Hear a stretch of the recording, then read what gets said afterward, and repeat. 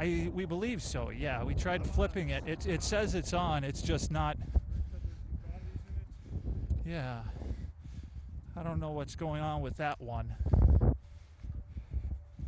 We're going to see shortly here, though, because we're just a couple feet from the trailer.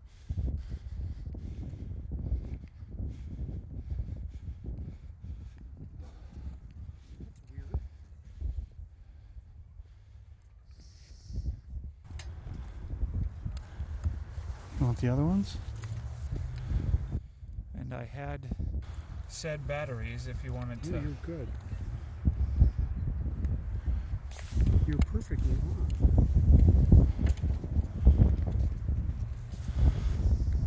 Boy, not seeing the green light. Yeah. Not very bright if it is. I'm on? Yeah. It was. That's crazy. Very different.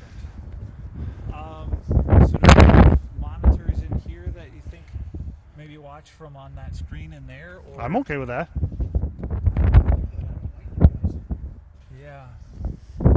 Just we'll go and see how it progresses. See how far you get away from it before it starts. Well, I can walk out there if you want. But how far do you have to be away to make this work for you? Well, we don't really have a choice. We have to either be by the dugout, I think, or Yeah, because if we're not by the dugout, because then they have the dugout and then there's the batting cage area, and it's pretty limited viewing. If you try sneaking in between there, you're almost down the baseline in the corner of the field. Okay, so I've got you. I'm gonna.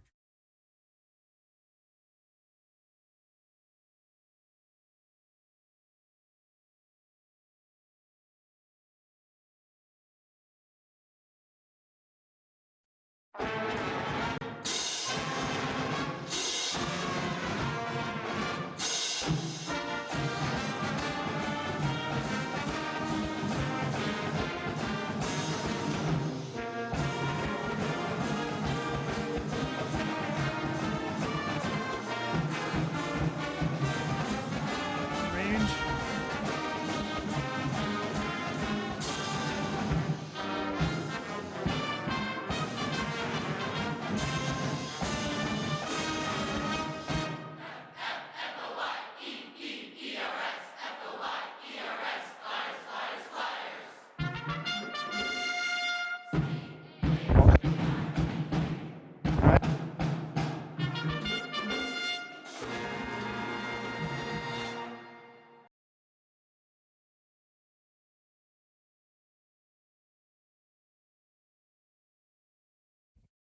Out here, but that's pretty tricky.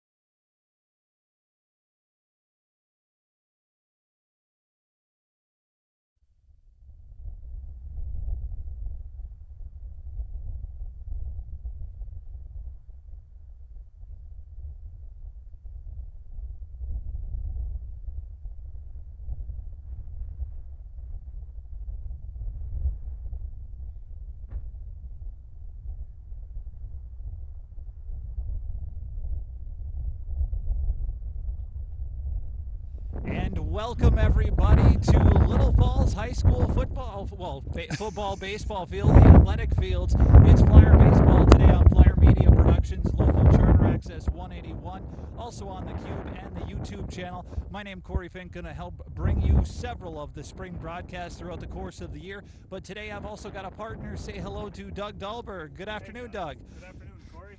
Thanks for having me today. Boy, this is going to be a lot of fun. We have an opportunity to see a section matchup or a couple of section teams, Sartell and Little Falls. And this particular matchup today I'm looking forward to because Little Falls, a lot of returning talent from last year's team. How much do you know about the squad for Little Falls last year that got third place as a team in state in high school baseball? But also they had the American Legion team got third place too in the summer months. How much do you know about some of this returning talent? You know, I do know that they're pretty solid all the way around. Actually having some conversations here before the game started that a lot of players coming back. They're off to a great great start this year already. And again, and I think the key to any high school game, and especially baseball, is pitching. And I think the Flyers are rich in pitching, and I think that's coming out right away here as they have been able to kind of take care of business their first couple games. And when it comes down to pitching, the high school baseball has switched. In years past, here's what it was. It came down to the amount of innings that you could pitch. It didn't matter how many pitches were thrown, but it came down to you could throw so many innings per day, and then you'd have to have a set required amount of rest.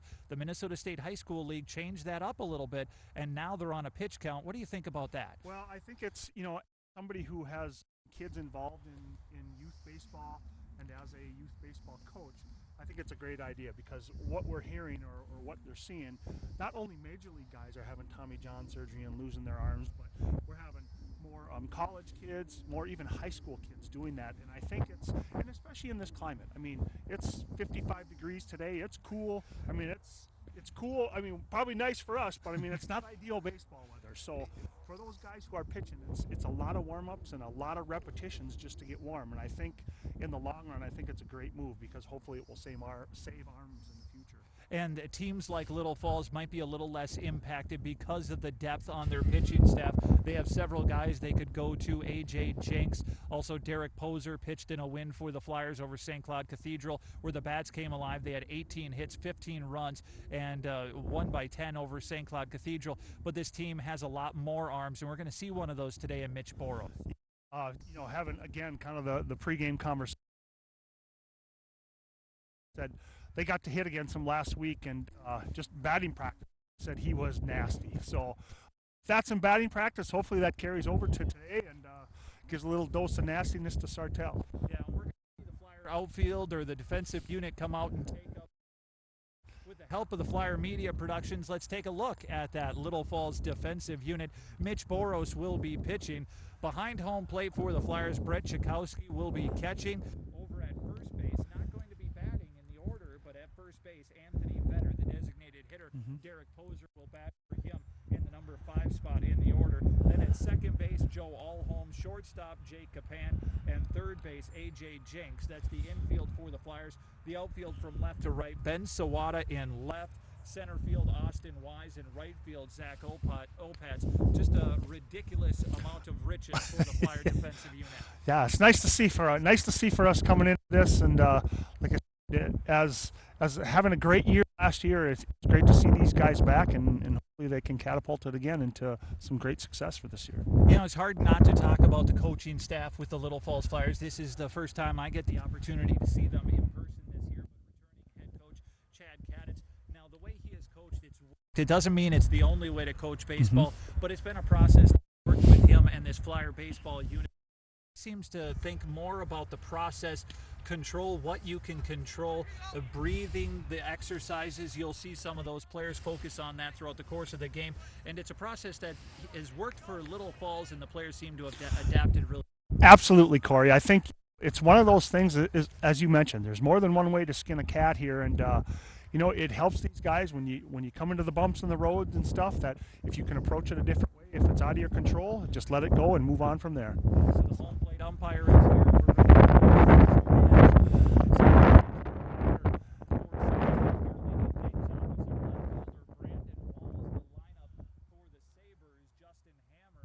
Will be second. As a bit low and away. Chris Belling at third base, batting third.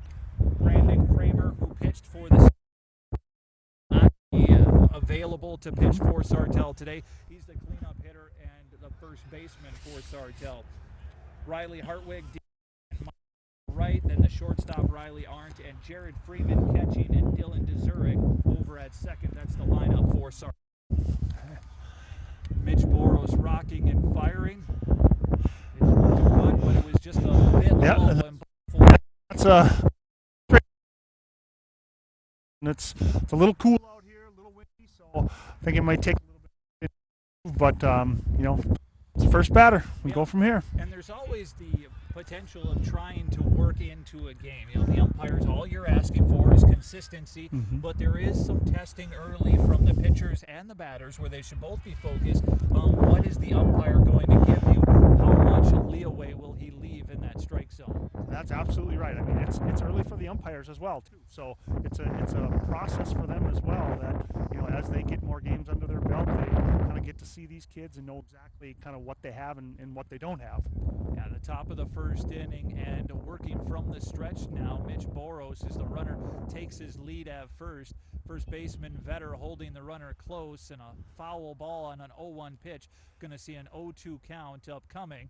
And just looking at the Flyers, we got the opportunity today to see this contest in the outfield. Usually I'm focused really close in at the batter, but it's kind of nice to watch from out here because you see how the defenders, you got 9 different defenders in baseball, and maybe you'll have to wait 2 or 3 innings for a ball to be hit your way, but when it is, you've got to be ready and on your toes. There's a lot of action, a lot of motion going on. So, and there's a miss outside by Boros. I tell you what, great pitch. I mean, again, you want a 0-2, you don't want to throw him anything he can groove, so kind of maybe nibble the corners, get the batter to chase, and hopefully he helps you out. Yeah, for Little Falls here just before the Easter holiday, they're hosting Sartell today. They're also going to be hosting a game on Tuesday where they'll be taking on the Foley Falcons, and we'll have that game here also on the local Charter Access 181, the YouTube and Cube channel too. A pickoff move over to first from Boros to Vetter, who applied the take, didn't get the out, but maybe giving the runner at first something to think about. Well, got him. This time they do get the out. Brett Chakowski took a pitch down and away. A bit of a slider action from the pitcher, Boros, and then he was able to nicely backhand it, and it helped because the glove was right down the first base line, and the runner, Brandon Walls, was picked off at first base, and now instead of nobody out and a runner on base, the bases are empty and there's one down. Yeah, that was a great throw by Chakowski. Great throw. Now Boros has to be careful here as he missed on the previous pitch, and this one, a changeup missing high and away, and the count now full 3-2 to the number 2 hitter, Justin Hammer. A swing and a miss, maybe a foul tip. Chakowski will have to pick it up and take the batter, who's already walking back to the Sartell dugout, and that's a strikeout for Mitch Boros, and the Flyers have 2 down here for Sartell in the top of the first. Yeah. So we're right now watching Little Falls Sartell high school baseball on a Thursday evening. Overcast skies, little break in the cloud cover as a pitch taken for a strike on the inner edge. Corey Fink, my name, and we also want to thank some of our camera crew, Bradley Youngblood and Moore, helping out with the camera. Owen Kircher is the director for this evening's broadcast, and David Gertz and myself, Corey Fink, and you, Doug Dahlberg, all helping to pitch in to bring this Flyer broadcast. Yeah, it's fun to be out here. That's a great off-speed pitch there by Boros to get quickly to 0-2 here. So 1 strike away from ending the inning. It's a squibber that goes down the third baseline. The throw over to first. Vetter stretched out, trying to shorten the throw as much as possible, but beating the throw by a half a step. It's an infield single off the end of the bat for the batter, Chris Belling, and now Brandon Kramer will bat for Sartell. yeah, that was a tough play for Jinx. It was not hit very well, and he had to really range to his left to get it. Knocked it down, but not enough to get it at first. AJ Jinks is, like many Little Falls athletes, multiple sport athlete. We saw him in the state wrestling tournament individually for Little Falls. Got banged up a little bit. Now there's a fly ball, and this is in foul territory. Vetter giving chase, gets underneath it, makes the grab, and that's an inning-ending catch. So Sartell will get 1 hit. They strand 1 and score none, no errors, and we go to the bottom of the first inning, no score. Little Falls and Sartell. So coming up for the Flyers now, we'll get an opportunity to see their bats, and the bats that have come alive here early in the season. A big part of the reason why Little Falls is 2-0 and looking for the 3rd straight win to start the year. Yeah, they really, last game, Corey, they jumped on Cathedral right away. I think they put a 6 spot up in the first inning. And, you come out for a game like that, you're not expecting to give up 6 runs, and that kind of deflates you right away coming out of the gates. Yeah, in that one, we were talking about A.J. Jinks, and just to complete that thought, he was actually the pitcher that started for Little Falls against St. Cloud Cathedral, and judging from last year's numbers, he has the stuff to be perhaps one of the better pitchers for Little Falls. There's a lot of pitching talent. Derek Poser, we're seeing Mitch Boser, A.J. Jinks, I'd also say Hunter Swanson. You could throw in a few other guys, but A.J. had a kind of rough day on the mound. He only went 4 innings, gave up 5 runs against St. Cloud Cathedral in the game last last week or earlier this week. Yeah, and that was, and again, kind of what we talked about. Little Falls jumped out for 6, but then they came right back and gave up 5. So again, kind of what you alluded to, that little rough start, but again, everybody kind of working into the season as it's getting together here, and hopefully we get some more games in, as typically in the spring games. You never know what you're going to get weather-wise, or so if keep at it. The weather is holding off right now, and it looks like it's going to be a mainly dry Sunday for the Easter forecast. By next week, Monday, there's some murmurs that we might even see some snow flurries. Not a lot of measurable snow at this time of year, but you might see some of that mixed precipitation. And it's nice that Little Falls has not had to worry about the fact, hey, we haven't seen the big snowstorms. And there were years where when we get to April 13th that the guys haven't even been outside. They're still practicing indoors. Absolutely. I seem to recall even just a couple of years ago, they might have only gotten a handful of games the whole spring season because of whether it was snow, whether it was rain, just foul weather in the spring that, unfortunately for those kids, they work their butts off and they don't get a chance to play. Yeah, and right now batting for Little Falls, the leadoff hitter, Austin Wise, and Wise takes the first couple of pitches, setting the mood, not just himself, but he's also responsible for giving the other guys an opportunity to see the pitch for Sartell before their first at-bat. So Wise, and the leadoff hitter, asked to do setting up the table and hopefully get some early runs. Absolutely. That's always nice when you're a batter to be able to see what the pitcher has, maybe what his go-to stuff is. Mix there so far. He's kind of mixed it up with Austin there, so trying to keep him off balance. Yeah, pitching comes down. Not everybody's going to have a 115-mile-an-hour fastball, but if you can change speeds and keep the hitter off balance, you can come up with a few strikeouts as long as you're pounding the strike zone. Here, as I say that, the pitcher for Sartell missed high and away. It was on a 2-strike pitch.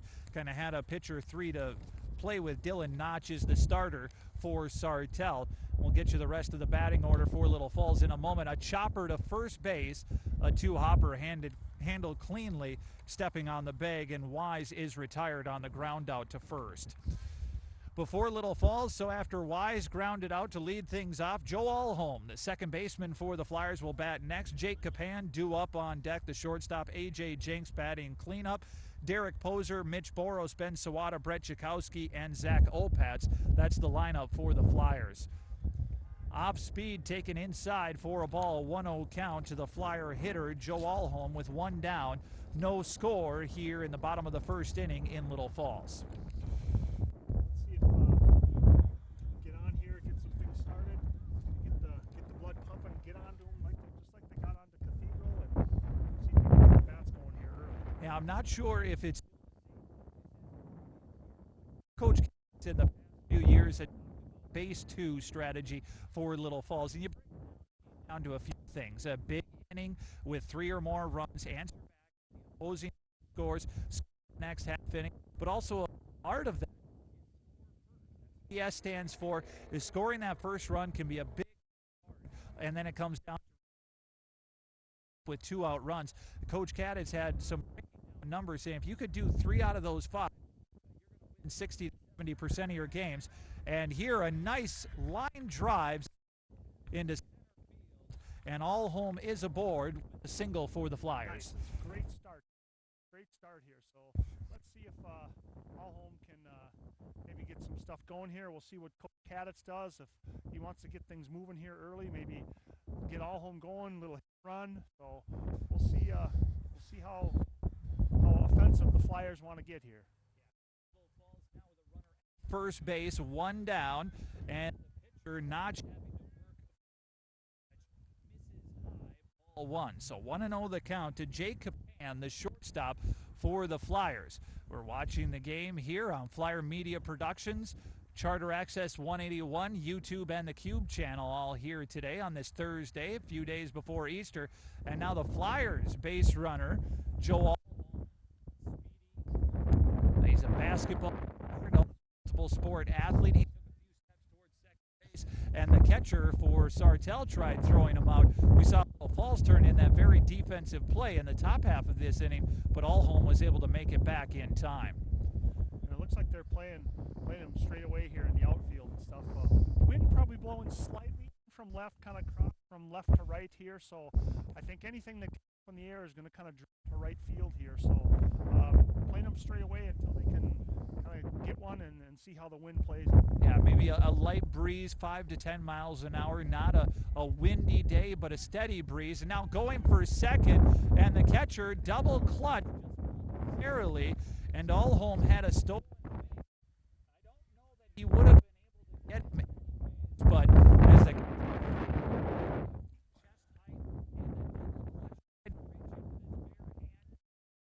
momentary hesitation, and that allowed the speedy Alholm to get a stolen base. A fly right field, the catch is made. Japan is retired on the fly out to right, and there are 2 outs here in the bottom half of the first inning. So if Coach Cadett still uses that base, here's an opportunity for them to get a couple of those, a 2-out run, but also score first, all on the same at-bat. And for Little Falls, you've got one of the bats that you want at the plate, A.J. Jinks. Absolutely, especially with runners in scoring position. Capan hit that ball hard. He just happened to hit it right at the right fielder. So, and this comes down to quality at-bat. So by that, sometimes you can get a flare shot that finds a hole through the infield, and sometimes you rocket a ball right at a player. And Coach Cadets will be happy as long as you can get those quality at-bats. Solid contact there.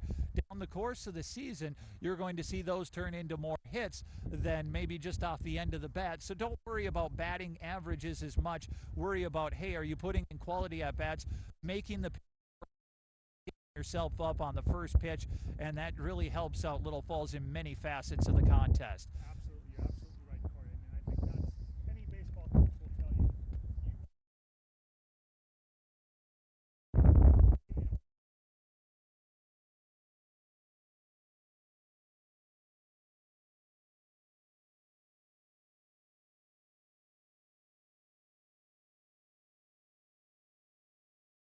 Over the course of the season. And it looks like now perhaps a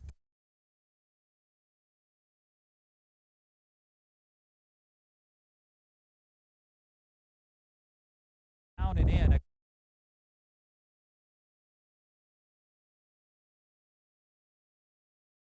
Not that time. I think he was more worried about anything. Probably a wise move. I would agree with you.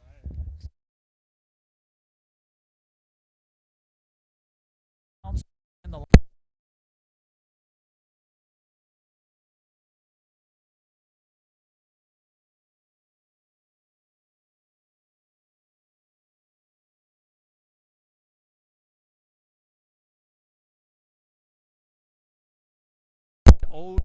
so now Poser will have to protect the plate a little bit more, and outs in the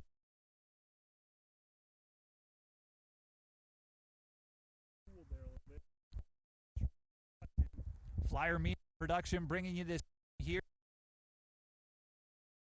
Line drive, and it is caught.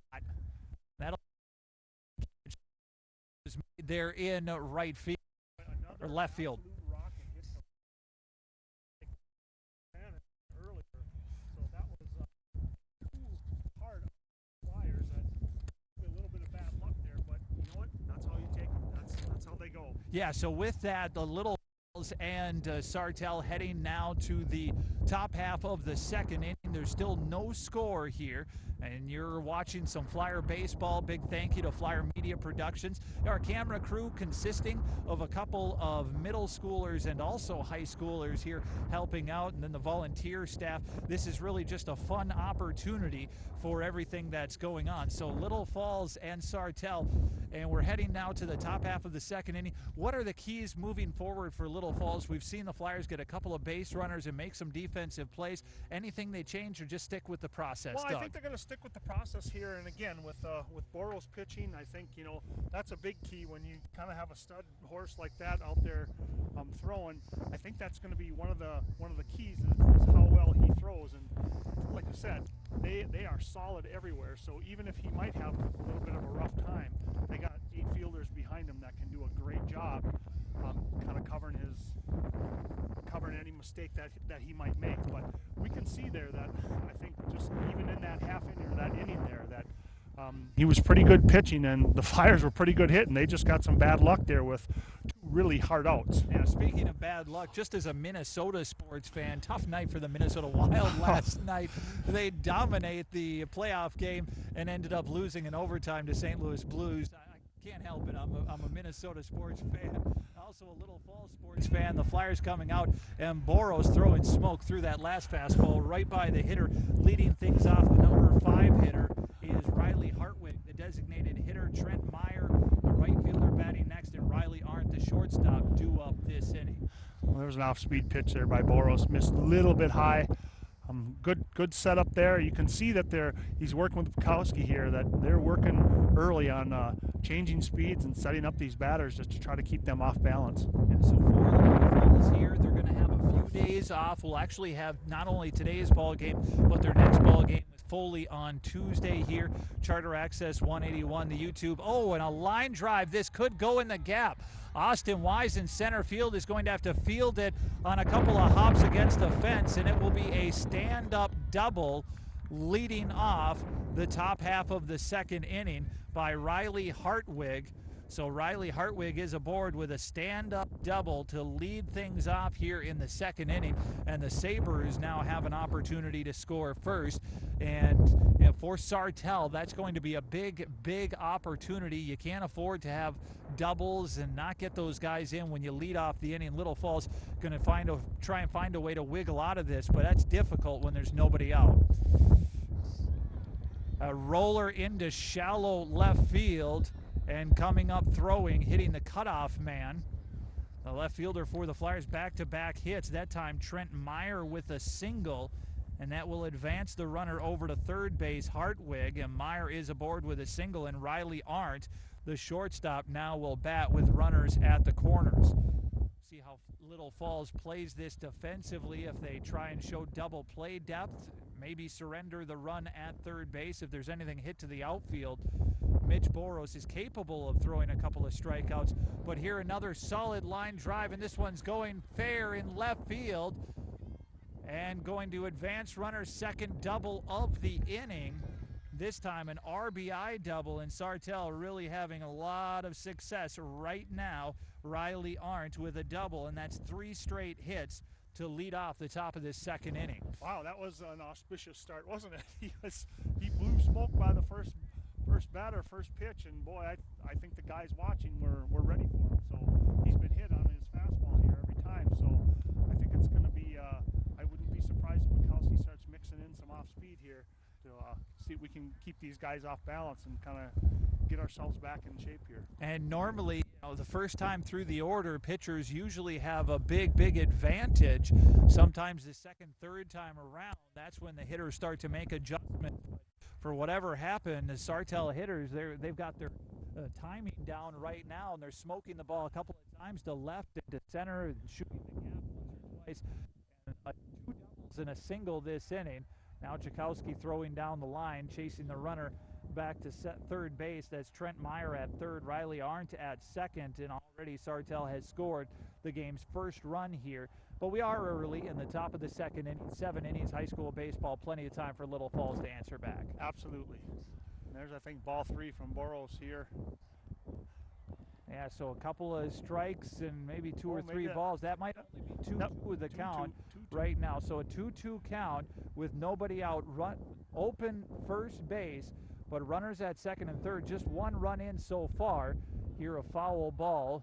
Boros almost snuck that one by. The hitter was certainly behind. You could tell by the fact that the ball got fouled over the Little Falls dugout on the first baseline.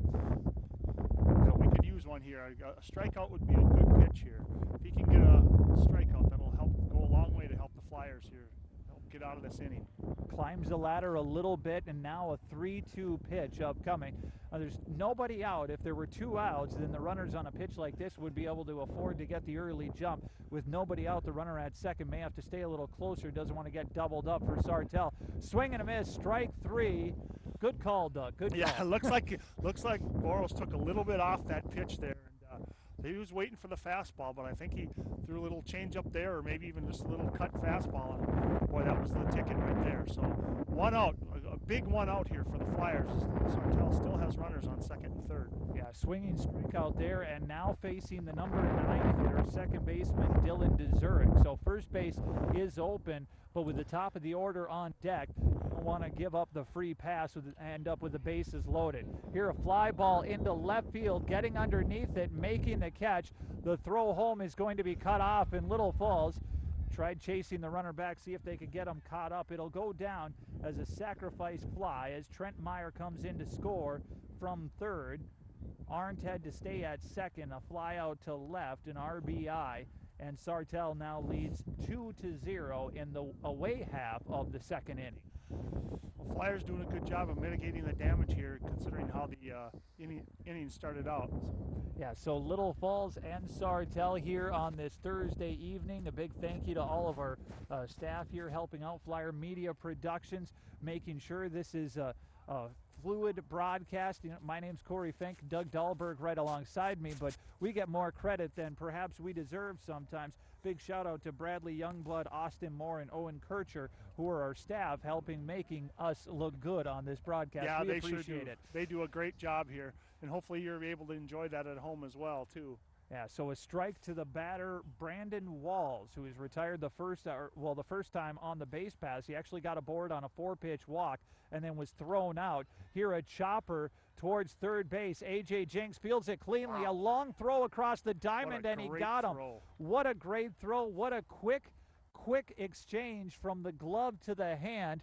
I didn't know if he was going to have a chance at that. I thought maybe his only play would be to barehand it, but the strong arm of A.J. Jinks, he rifled one from third to first. Vetters made the stretch at first base, and it's a 5-3 putout. Sartell does score 2, but on those 3 straight hits to start the inning, the damage was at least limited to only 2. Absolutely. I think Coach Kaditz would be very, very happy with how they got out of that inning despite giving up 2 runs. And I tell you what, there's flashing a gun right there. That throw was amazing. That was a great, hard throw, and you can see why Jinks pitches, because, boy, he threw a laser over there to Vetter, and they got him, by a half a step. Yeah, so for today, Little Falls, most of their pitching arms are available, but Mitch Boros, a type of arm that maybe he'd probably go 5, 6, 7 innings. I don't expect to see too many pitchers. They would be available, but I kind of expect to see Boros go the majority of the way today. Yeah, and I guess it all depends, kind of what you alluded to at the top of the broadcast too, pitch count and stuff as well too. So, and again, early in the season, a lot of times you don't want to push these guys maybe too far as you would later in the spring, where their arms are going to be a little bit more seasoned. But I would agree with you with the depth of pitching that Little Falls has, that I think they'd like to get what they can out of Boros today, and go into the Easter break for the Foley Falcons on Tuesday, kind of rested up as a pitching staff. Yeah, Little Falls, now the expectations coming into this year may be high. How do you deal with that, as it is a different year, but the success this team had last year, it's tough not to have those big goals and the aspirations when you come up just a game shy of a state championship? No, absolutely, and I think, expectations are good. I mean, certainly there is pressure, but I think if we look back over the years, the Flyer baseball program has always been traditionally very solid, and they've had some good teams. I mean, state champions in 1979. So they've definitely have the expectations, I think, every year, regardless of whether they're deep and a real talented squad like they have been the past 2 years, or maybe in years that they might be down a little bit and not have the talent that they have. That last at-bat, Mitch Boros swinging at the first pitch, lifted it, good contact, hit it pretty deep to center field over 300 feet, but the catch was made there in center. So the opening out here in the bottom of the second inning, Flyers don't get the leadoff hitter aboard, but now the next hitter swinging a foul tip there. Ben Sawada is at the plate with Brett Chakowski on deck. Then Zach Opatz would follow. After that, it would be the top of the order for the Flyers. Well, hopefully we can get on here and get this lineup turned over and kind of answer back here. As you said, Sartell scored a couple. Let's get a couple back here and keep moving on and keep plugging away here. Yeah, another name from Little Falls' baseball past, the recent past, is Josh Wenzel, and it's hard not to bring up his name. Back on Monday,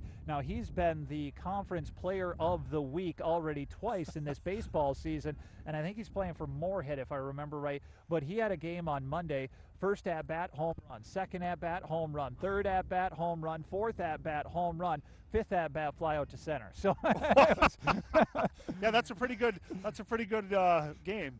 Now Ben Sawada this time flies out to right field. Again, the Flyers hitting the ball. They're not failing to get it out of the infield or make solid contact, but only a couple of steps to the right that time. And Trent Meyer for Sartell drifted to his right and made the grab. So there were 2 up, 2 down, despite a couple of roughly 300-foot fly balls off the Flyer bats here this inning. And that's got to be encouraging. Again, like we said, the outs that we're seeing here are just rockets to the outfield here. So, maybe as we get on here in the game, the pitcher gets a little bit more tired. We start seeing some of those hit the gap or get down, and Flyers start running around the bases. And we saw in the top half of this inning how a lot of it comes down to not just hitting, but timely hitting. Sartell started the inning off with 3 straight hits and then came up with a sacrifice fly. That's how they scored their 2 runs.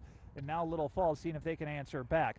A grounder to short, should be a routine play. Pretty good speed up the line, but Chakowski is gunned down on a 6-3 ground out, and the Flyers go down quietly in the bottom half of the second inning, so they fail to answer back, and we go to the top of the third. The score, Sartell 2 and Little Falls nothing. Once again, just want to thank everybody for listening. We've got upcoming broadcasts, and not just the baseball game next week on Tuesday, but then the following Monday, we've got some high school softball. We saw the softball team back on Tuesday.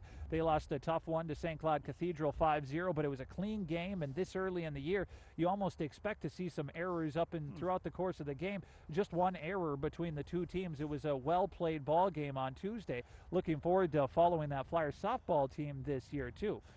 And then you got the Grand March coming up at the end of the month. That'll be on April 29th. And those are some of the broadcasts upcoming on Charter Access 181, the YouTube, and the Cube channel. Here, all part of Flyer Media Productions this spring. More broadcasts in May to be released soon. Yep, it's a nice opportunity for us to be out here today. I mean, it's great to see these games. For you, maybe for grandparents or parents who can't quite get away to come and see the game. It's a great opportunity, and again, we'd like to thank Flyer Media Productions for putting this on today. Yeah, I'm wondering, I don't know for sure, but these jerseys look relatively new for the baseball team too. Maybe they're just so clean because it's the first time they got to wear their white home jerseys, but they look a little sharper here today than I remember in years past. I thought they had the gray uniforms in years past. These might be new uniforms being donned for the Little Falls Flyers. They could be, and part of it too is everything. The grass isn't quite green yet, and the dirt's not doesn't seem quite as brown, and just I think they really stand out. All right, so Boro still working from the mound and off the end of the bat, kind of a squibber there. We're in the number 2 spot here. Justin Hammer is batting now, the center fielder for Sartell. Chris Belling and Brandon Kramer. It's the 2, 3, 4 spot in their order due up this half inning. Fastball taken. That one looked good from here, but might have been just off the outer edge of the plate. Count even, the ball and a strike. I think this will be an important inning for Boros here. He can get through here. This is kind of the part of the lineup that did some damage last inning. So that fastball, that last one had a little bit of action tail end at the end. It looked like it was going to come across the heart of the plate and started diving down and away. The hitter laid off, but it was called a strike, and now a 1-2 count. And Boros from the full windup, and that was an off-speed pitch, an example of changing velocities, what it can do to a good hitter. Absolutely. It keeps them so off balance. They are just so far ahead of those waiting for, especially with that last pitch where he just, as you mentioned, groove that fastball, that tailing fastball, and then change speeds, and you just can't wait for it. And especially with 2 strikes when the hitter's trying to protect the plate, we saw almost a lumberjack type hack at that last one over the top, and it turns out to be a swinging strike 3. Now a 1-0 count to the next hitter. Watches this pitch taken for a strike, so the count even. Ball and a strike to Chris Belling, the third baseman for Sartell. The Sabres scored 2 runs in the top half of the second, and that's all the runs for either team. A fly ball, and this one is going towards right field, drifting underneath, making the grab. Catch is made in right by Zach Opatz for the Flyers, and You know, another thing that we don't appreciate sometimes watching the game from home plate is the communication that all the players make. You hear the communication on the infield, but the outfielders, they're talking to one another too. Absolutely, and we have that great vantage point for those.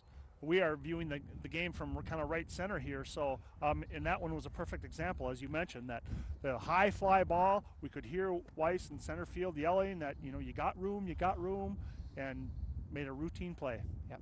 So an 0-1 pitch upcoming to the number 3 hitter. Flyers with a chance to have that 1-2-3 inning. As due up next inning for Little Falls, Zach Opatz, who made that last catch, then Austin Wise and Joe Allholm. That's the 9-1-2 spot in the order. We'll see if they can do some damage to Sartell. Flyers coming off a brilliant offensive performance against St. Cloud Cathedral, and really a couple of nice wins. A good win over Malacca to start the year 7-2, and that Little Falls winning a pair of games by 15 runs in 2 contests. Yeah, that's kind of a, like we said, nice, great start. Boy, and there's a great pitch again. Boros, he got ahead with the fastball and then 3 straight off-speed pitches, the last one in the dirt. As you mentioned, the batter's trying to protect the plate and just cannot hold off.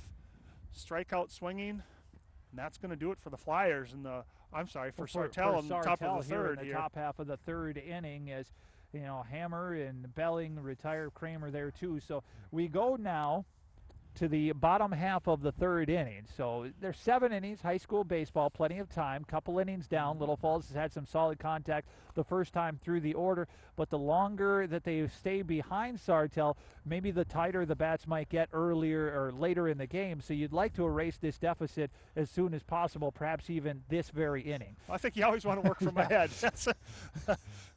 Well, Little Falls, it really won't take much. All they need to do is come up with about 12 runs here to get the 10-run rule start to get in effect.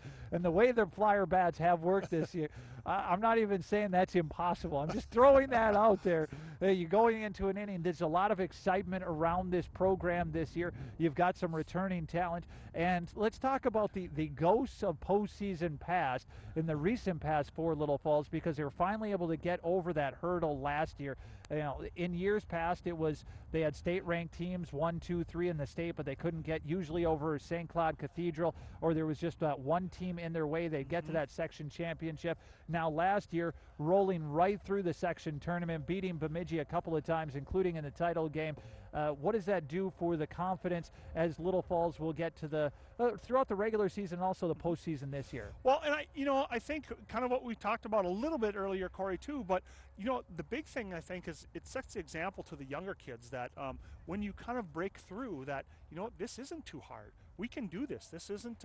There's no teams that are better than us, and we can definitely compete with anybody who's out there. And I think confidence is such a big thing, and especially in baseball. I mean, I think any coach will tell you, whether it's baseball, basketball, I mean, 90% of the game is mental, is upstairs. So just having that belief in yourself that you can get through these makes a big difference. And I think last year with that breakthrough hopefully carries through forward this year and for the years to come. First couple of pitches outside and down low, and then swinging at perhaps what would have been ball 3 there, Zach Opatz. Now a 2-1 count after he missed a 2-0 offering. He drills one down the third base side of the infield. It's fielded by the shortstop. The throw over to first, and a hard line drive, but right at the shortstop, who backhanded it, made the pick and throw over to first in time. Another hard hit ball there by the Flyers, but again, right at somebody. So hopefully we got Weiss starting off the top of the, or I'm sorry, turning the lineup over here, so hopefully he can get it started. And Weiss batting from the opposite side of the plate, the left-handed hitter for Little Falls. He's got a lot of speed. Does it help a hitter if you're a left-handed guy and you're like Austin Wise to have that extra step down the first baseline? Can that lead to another hit or two throughout the course of the year? Oh, I think, and especially with a guy as fast as Austin, absolutely. And even, kind of the big lumbering guys, I think they'll even tell you too that, it's that one extra step. Tie goes to the runner already. Yep, if you listen to many right-handed hitters, they'll complain about that all the time. So. Well, for Little Falls here, a chopper in foul territory by Wise on a 2-0 count, now 2-1 to Austin Wise. Joe Allholm is on deck. Allholm singled and stole a base. His last time up was stranded, though, on second after Capan flew out. Jenks walked and Poser flew out back in the first inning. So Little Falls, that was their better threat. In the second inning, went down quietly, and here the leadoff hitter was retired in the bottom half of the third inning. But the score, 2-0 Sartell, and Little Falls batting. Slow windup from Notch, and this one is hit well, but coming in and making the grab. Man. That one, if it's hit another 5 feet to the right, I think that's probably a double, maybe with the speed of Austin Wise, a triple, if that gets to the fence here right in front of us, and that wasn't far from it. Absolutely. I mean, and again, we kind of keep beating the dead horse here, but that is another rope by the Flyers batters that just hit right at them. Yeah, so here we're just kind of watching now as the pitch is taken. Take a look at the batter. Just taking a few deep breaths in between the pitches. Now taking a couple of practice cuts. It's routine, yes, but it just clears the mind and gets the focus ready for the next pitch. This time Allholm swings and misses, so the count a 1-1 here to Joel Allholm with 2 down, bottom of the third inning. And I think this is one of those things as well, too, that probably Coach Kaditz is telling those guys, hey, guys, we've hit the ball hard. We just happen to hit them right at them. So, again, one of those things we can't control. We're trying to put it in play our game, keep going, and those will eventually turn to hits. Yes, and right now we'll see if it can turn to a hit for Little Falls. Taking a pitch down and away, a ball there, and now all of a sudden you're looking Joe Allholm with starting to get a favoring count, albeit there are 2 outs, but Little Falls is capable of stringing together some hits. We'll see if they can get a rally going here. Bottom of the third inning, the tying run is in the on-deck circle. And drawing a walk, and the base on balls, there are worse times to have it than with 2 outs and nobody on base, but they'll come back to haunt you. Absolutely, they typically do. And I'm trying to remember the stat that I've seen that I want to say it's something like 30 or 40% of the guys that walk score. So, you know what, regardless, and that's whether there's 1 out or 2 outs. So, again, hopefully we can get Allholm around here and cut this lead in half. Yeah, and you've got a dangerous part of the order at the plate, too. Do not underestimate the fact that you've got your 3-4 hitters now coming up with a runner on base, and just a 2-run ball game here in the bottom of the second inning with a team averaging over 10 runs a game. Sartell, they had Brandon Kramer go in their first game. A couple other pitchers appeared in it, too, a 10-6 loss to Wilmer, and it's a team that has given up in the past 7, 8, 9 runs in a game. They're not winning a lot of 2-1 games, but they can score 8 runs in a game themselves. Absolutely. Here a high fly ball in the edge of the infield. Second baseman coming in and making the grab right at the edge of the infield. The catch was made by Dylan Dezurek for Sartell, and Capan is retired on the fly out to second. So that'll end the half of the inning for Little Falls. No runs, no hits, no errors, 1 walk, and 1 runner left aboard. We go to the top of the fourth inning. Sartell leading 2-0 on top of the Flyers, playing 7 innings high school baseball. If necessary, we'll go extra here at Flyer Field, too. Absolutely, and again, you've talked about 2-0. That's not an insurmountable lead. Again, Flyers need to just come out here and take care of business, play some defense, get some good pitching here, and get back in the dugout right away and get those sticks going. And another thing that we haven't talked a lot about, the difference from pitching. Some pitchers are better at it than others, but pitching with nobody on base, you got the opportunity for the full windup, and pitching from the stretch, keeping an eye on runners on the base paths, it's just a little bit different motion, and sometimes it can play in the head a bit. It absolutely can, and I think most of those starting pitchers will, and most of the good ones, I think most of them will tell you that they like to pitch from the windup. They just get that extra push with their legs. It gives them a little bit more momentum, and when they do have to go in the stretch, it's just a little bit different. It's a little bit more uncomfortable. 100% of the focus on the batter versus out of the corner of the eye. Hey, is this guy staying close to the bag? Now I turned, and just a little easier if you can keep all the runners off the base paths. And that's what Mitch Boros will try to do here in the top half of the fourth inning. So batting next for Sartell is going to be, looks like Brandon Kramer, Riley Hartwig, and Trent Meyer, I believe, due up here this inning. So that's the lineup for Sartell. Riley Hartwig at the plate. He doubled and scored. He was the one that led off the second inning, the first of 3 straight hits for Sartell. This pitch taken for a strike, and now the count even at a ball and a strike. Top of the 4th inning, 2-0 Sartell leading Little Falls. The Flyers, their first game against Malacca, I forget if that was home or away, but I think this might be the home opener for Little Falls, too. It is the home opener, yep. Oh, and this time the throw a little high, but Vetter was able to get up, make the catch. Might have come from the shortstop that time, fielding it on a couple of hops for the Flyers. If it was Jake Capan, made the play. The throw a little high, but hey, you got the first baseman, Vetter. He's a taller, athletic body, gets up, makes the catch. That's the first thing you got to do. You can't let that ball get to, foul territory and shallow right field, but then he comes down with a foot on the bag, and the Flyers get the out. Absolutely. Great save by Anthony Vetter there. So, as you mentioned, it gets by him. All of a sudden, it's a double. Maybe even he gets to third. So, and that's on a leadoff hitter, too, so you keep the base paths empty, and scoring-wise, it'll just come down as a routine 6-3 ground out, but it was anything but routine as it turned out. Absolutely. Looks routine in the book, but for those watching at home and for us, you can see it clearly wasn't routine. All right, so for Little Falls here, top of the 4th inning, taking on Sartell, checking the swing. Did he offer? Well, looks like he held up, so the count going to be 2 balls and a strike to the number 6 hitter, Trent Meyer. Trent Meyer singled and scored. He was the one that came in on a sacrifice fly with 1 down in the 2nd inning. A fly ball coming in from center, plenty of time to get underneath that. Austin Wise made the grab, and Trent Meyer is retired. So now he's 1 for 2, and Riley Arndt will bat. Looks like the wind really held down. That was a high fly ball that the wind really kind of, as we mentioned too, kind of knocked it down there. So Austin had plenty of time to get underneath that and grab it for the 2nd out. The speed in the outfield for Little Falls, Opats in right, Wise in center, and Sawada in left. The amount of ground they can cover if a ball's going to stay in the air that long, if it's in the park, you're going to make the grab. Absolutely. I mean, you almost kind of hearken it to what they're talking about with the Twins outfield, that they just have some absolute speedsters and some absolute great gloves out there that if it's close, they're going to get to it. Now after a pitch we missed down and in, this one taken for a called strike. 1-1 the count, 2 down, bottom of the 4th inning. Sartell batting, or top of the 4th inning actually, and Sartell leading Little Falls 2-0. A rare early season deficit for the Flyers, who are off to a good start, 2-0. Well, coming off last year's 3rd place finish in the state tournament, high school baseball.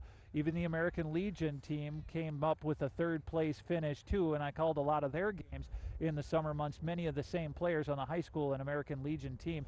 There a walk is drawn, a 2-out walk, and we just talked last inning that walks can kill. Riley Arndt doubled his last time up. This time draws a walk.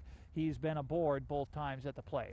So what have you seen, Corey, in calling some of these games with some of these kids? I mean, I'm assuming that you've kind of got to see the growth as well of some of these ball players and to be in some really, maybe seeing some of these guys grow in their abilities. Yeah, I certainly have, and the talent, we've been spoiled here in Little Falls with the talent on the Little Falls baseball team the past few years. But last year's club, and I'm hoping what this year's club will turn out to be too, it was, if you're going to talk talent, another pickoff play down the line from Chakowski at home plate. We saw that work in the 1st inning, not that time. But Little Falls, the talent-wise, they might not be as great as they once were 5-6 years ago, but just the focused, the gamesmanship effort, the players that are going to be out there absolutely determined, players that know how to win, that come together, clutch performers, and that's what I've seen the last year, a couple of years really, from the Flyer baseball program, hoping that comes every day they come to the ballpark. It's not that they're taking anything for granted, but they expect to do well, they expect to win, and usually have. Well, and I think that's a process. What you touched on is learning how to win. I mean, I think you can look over time, and you can look whether it's college, professional, even high school, amateur, any team. You might have a great team, a very talented team, but it does take an ability to learn how to win. And unfortunately, a lot of those times you learn how to win by learning how to lose first. And you know, one of the great things about high school sports for me always was you can't have the great parts without the bitter parts. And sometimes you have to lose to truly appreciate how great it is when you get that winning season, when you get those wins, and they mean a little more. A pickoff move over to first, and that was almost an inning-ending pickoff. Once again, Sartell leading off it. I can understand wanting to get a big jump because there are 2 outs here. But dangerously close to getting picked off a couple of times at first base. But meanwhile, I think it's a payoff pitch and a full count. Boros has to be careful with the hitter at the plate. He blew it by him. Fastball. Here, catch me if you can. It's not just a movie starring Leonardo DiCaprio. That was the baseball pitch from Mitch Boros, the old number 1 put down by Brett Chakowski behind home plate, and didn't look like there was a lot of movement, not a lot of side to side, right down the heart of the plate, fastball. Hitter never had a chance. He didn't. That was in Chakowski's glove before he even started his swing. So and great pitch by Boros. Poor Jared Freeman has been victimized twice on swinging strikeouts, and that time was certainly an impressive strikeout, a punch-out for Mitch Boros. So, barring extra innings, we're at the midway point, going to the bottom 4th. Home half of the 4th inning, Little Falls down 2-0. Been hitting the ball well off the starter, Dylan Notch. Sartell, a couple of players, just like Little Falls, not available on the pitching staff tonight. But you know, despite the 2-0 score, I still say stick with it. You're going to get a couple of base hits, and with the speed and the power on these flyer bats, it's not going to take long to put up 2+ runs on the scoreboard. Absolutely, and again, what we've talked about, they keep doing what they're doing, it's going to happen. I think they've hit some absolute lasers, some ropes, and they just kind of the old atom ball, you know, they've hit them right at them. So if they can continue to hit like they have, I think they're going to be in good shape despite the 2-0 deficit. And so here we go. Now this is a part of the order that, you know, they'll be batting again before the end of the game, but cleanup hitter A.J. Jenks, Derek Poser, and Mitch Boros, returning hitters, will be coming out for the Flyers. Okay. It looks like the Flyers have a little activity in their bullpen here, and as I look across, it looks like Sartell is doing the same thing here. So looks like our starting pitchers may be their last innings here. Or starting to wind down, and like you were saying, being early in the season, you can loosen up those arms and get them to the point, hey, you don't have to go 7 innings on your first outing, especially with the pitch count now being implemented in high school baseball. And I can talk about that just a little bit too, because here's what it comes down to. Here's the difference. Now, 4 pitches on the varsity level as there is a grounder, shallow short, and this is going to be an infield hit for A.J. Jenks on a slow roller to short. Yep, but I think that looks like the shortstop bobbled it there. So I think if you're scoring at home, they're probably going to score that in E6. But, you know, the speed of Jenks, too, kind of puts the pressure on the infielders, realizing that if they bobble it, they need to get rid of it right away. And unfortunately for Sartell, he didn't, and the Flyers take advantage. So A.J. Jenks is aboard. We talked about how walks haunt you. Well, errors, much the same. Pickoff move over to first, not in time. Head first slide. Jenks got back in time. And at the plate now, Derek Poser, who hit a ball well, flew out to left his last time up at the plate with nobody out. Tying run at the plate for the Flyers. Go-ahead run in the on-deck circle. A hit and run, grounder to short. The only play is the throw over to first. They get the out there, but because it was a hit and run, A.J. Jenks, who reached on the error, is now at second base instead of a double play. It probably would have been a 6-4-3 standard double play. Absolutely. I think that was a great call, and Flyers took advantage of that. So good to have a runner in scoring position, 1 out. Let's see if we can bring him around here and put the pressure on. You know, hit and run, when they work, it's great. When it works against you, you sometimes scratch your head. But barring any line drive hit at somebody, a grounder, a situation like that, what also happens is the fielders have to start to creep over towards the bag, and sometimes that opens up where maybe if the shortstop would have covered second instead of the second baseman, that could have been an out or a hit. Now this throw a little high, but fielded, and looks like they're going to rule him out. Mitch Boros is retired on a 6-3 ground out. Now, once again, advancing a base, A.J. Jinks finds himself over at third base, but there are 2 outs, and Little Falls will need a clutch hit from Ben Sawada at the plate. The other thing we haven't seen a lot of today, and which you sometimes typically see, especially with the off speed and early in the season, is those balls in the dirt. So both pitchers have done a great job of keeping control, because that's the other way that Flyers could score. They get a pass ball here and race home from third, and kind of steal a run here. Especially with the speed of Jinks at third base, any ball that gets away from the catcher, he could probably come home and score. Because there are 2 outs, he'll be off with the pitch. It's a grounder to shallow third base and fielded in foul territory.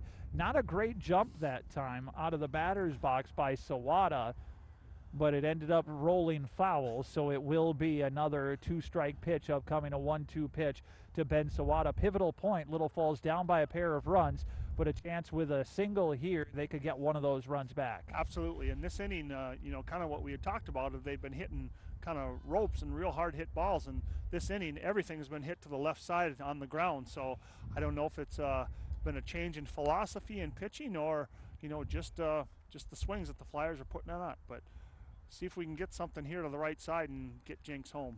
That time protecting the plate, up at the handles of the bat, fighting it off. Sawada will get another opportunity here. It's not just about the pitches that you put into play, but sometimes fighting off a pitch like that, extending the at-bat, trying to earn yourself a better opportunity. Another pitch down in the dirt, but smothered by the catcher, Dzurek, keeps the score 2-0 for the moment. Sartell leading by a pair here in Little Falls. And that was a nice stop. Yeah, Flyer Media Productions, Charter Access 181, the YouTube and Cube channel, all broadcasting today. Corey Fink right alongside Doug Dahlberg, and a breaking ball called third strike. And Little Falls will have the one-hitter reach. A.J. Jinks, whether you ruled it an infield single or an E6, he was aboard, but ended up getting stranded at third base after a couple of groundouts to short, and then a strikeout to end the inning. We'll go to the top of the 5th inning with the score Sartell 2 and Little Falls nothing. So this looking strikeout that time, and we're not sure if that's going to close the book or not, but we'll have to see who's going to come out for Little Falls pitching-wise. But for Little Falls, one of the things I was mentioning is the required days of rest. So for the varsity level pitchers, if they have 1 to 30 pitches in a game, no required day rest. You can pitch on back-to-back days. Anything from 31 to 50 pitches in a varsity game, then you're required to have that 1 day rest after the game. 2 days rest if it's 51 to 75 pitches, and 3 days rest if it's 76 to 105. Now the maximum amount of pitches that a pitcher can throw in a ball game, 105. They do raise that by 15 pitches, or up to 115 once the section playoffs begin, but it's just kind of something to keep in mind. It seems a lot of teams always have that one ace pitcher, and sometimes you don't have that second or third option, and they throw out the one pitcher every single day in the playoffs. Little Falls has been blessed with an abundance of arms. I don't expect that to impact their pitching staff as much, but teams, you're looking at forfeiting games if you don't follow it properly. Coaches can get suspended, so the high school league is very serious about following these rules. Well, and I think it kind of, as we talked about a little bit in the pregame as well, too, that that's something that they've definitely seen as far as injuries to athletes and especially pitchers. So I would think that most coaches and most schools are going to certainly respect that, and they want to keep their players healthy. But again, I think it's a great rule for these kids. And it appears to still be Mitch Boros out there for the time being.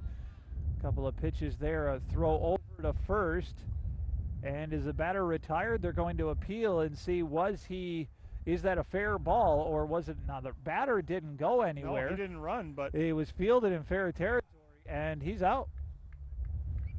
So it's going to be a 5-3 ground out. And folks, if you're watching at home, that's why you run the play out until you're told to go back in the batter's box. And I'm wondering, too, if he might have thought it fouled off his foot, and maybe the umpires didn't catch that, if that really happened. We don't have the vantage point of having a monitor here. So perhaps our viewers did here on Flyer Media Production, but from the outfield where I'm watching from, That one looked very, very puzzling. You're just wondering how come he never got out of the batter's box.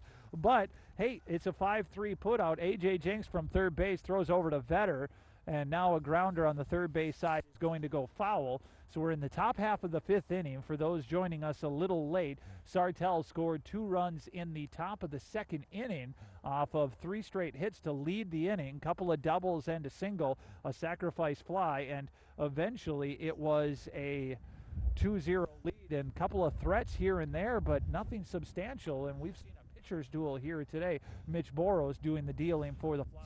Absolutely, he's been great. I mean, he had that one bump in the second inning, but otherwise he really has been dealing. So you can tell these guys are off speed, and the batters are really off balance, and they're doing their best to try to catch up to him when he throws his heater. But so far, he's been on top.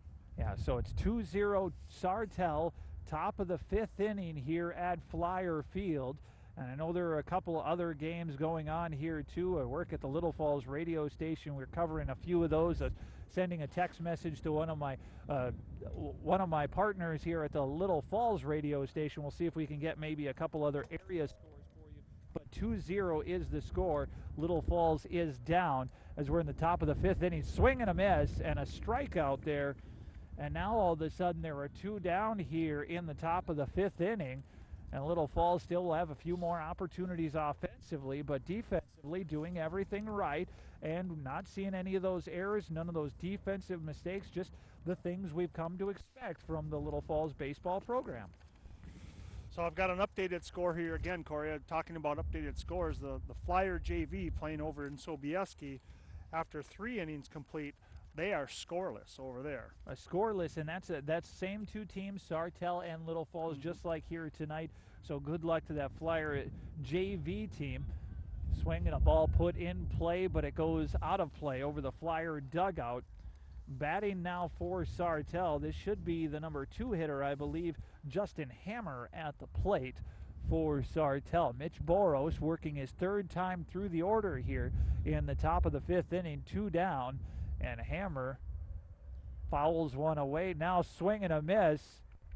Great off-speed pitch there by Jenks again. Took a little bit off, and boy, he was out in front of it. Missed it. Now he's in great position here and finished the job. So is that Jenks pitching now for Little Falls? Well, let's see. The windup and the fire. This one misses a little bit low. A ball for the Flyers, but a couple of strikes and an opportunity here looking for a strikeout. We're in the top of the 5th inning. Sartell, a few back-to-back hits. Another foul ball, just staying alive, fighting off as many of these pitches as possible. All kinds of sheets and prep work here, trying to get the broadcast all put together, but I got to thank the camera crew once again. Bradley Youngblood, Austin Moore, and Owen Kircher doing a wonderful job with today's broadcast. This one gets away from Chakowski. Little Falls perhaps catching a break that it wasn't a swing and miss on that one because of the bounce away. Chakowski was able to get back to it and pick it up in time. If it would have been strike 3, then the batter has an opportunity to run to first base to try and steal the strike. Oh, there's a called 3rd strike. No doubt about that one.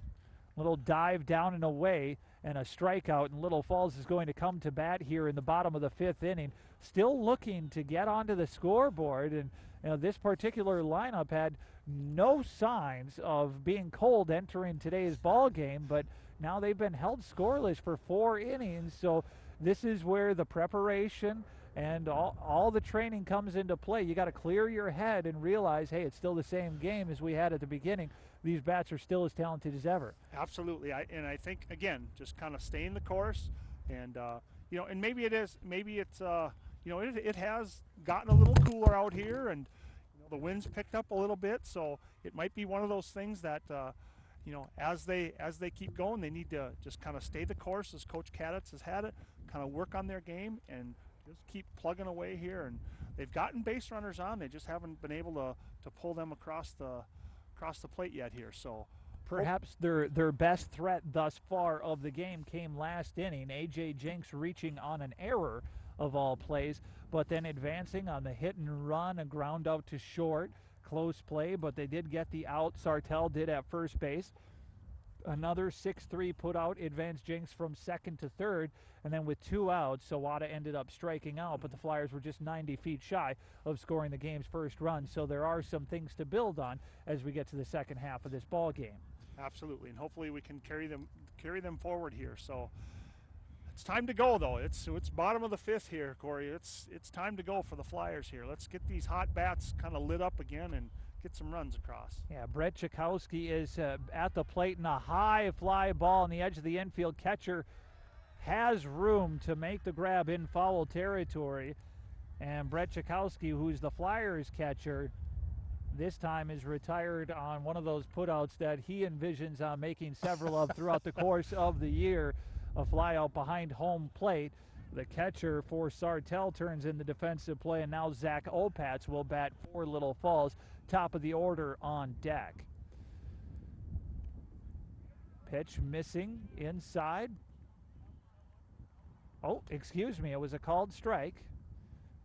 So 0-1 the count. My apologies. One down. Bottom half, fifth inning. Little Falls, Sartell. Flyer baseball. And that one came inside and hit the batter. And Opatz, the number 9 hitter, will be aboard, and that means Austin Wise will bat with a runner on base for the first time tonight. And the center fielder for the Flyers. Yeah, it was a good one. So, again, that's not that you ever want to hit anybody, but the Flyers need to take advantage of their number 9 hitter on base. Let's see what the Flyers can do here. Get him running around the bases. Yeah, to remind you, Austin Wise hit it on a rope to the right fielder his last time up. Here it's a slow roller to first. The first baseman is able to make the play, advancing to second, now into scoring position. Opatz is at second, but Wise on a lazy ground out to the first baseman, and Joe Alholm, who's singled and walked. He's reached both times. The runner at second base. Perhaps a single to the outfield. If a good jump from Opatz, he should be able to score perhaps. The outfield is playing standard depth, maybe even a little bit back here for Joe Alholm, the second baseman for the Flyers. It'd be nice to see one get through here. The right-hander now having to work from the stretch. And this is a chopper to third base. The throw all the way across the diamond in time. A 5-3 putout. And Joe Alholm is retired, as are the Flyers. So we're going to the 6th inning. You play 7 innings, high school baseball and softball. Next inning for the Flyers, they'll have Jake Capan, A.J. Jinks, and Derek Poser, the 3, 4, 5 hitters, due up, and only a couple more innings left.